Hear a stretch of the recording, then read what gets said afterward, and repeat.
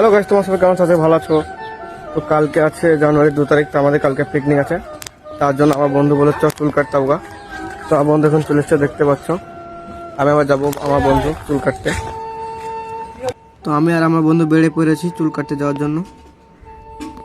তো আমরা এখন রাস্তায় আছি, দেখতে পাচ্ছ। যেতে যেতে আমার বন্ধু চেনটা পড়ে যায়, তার জন্য চেনটাও লাগাচ্ছে।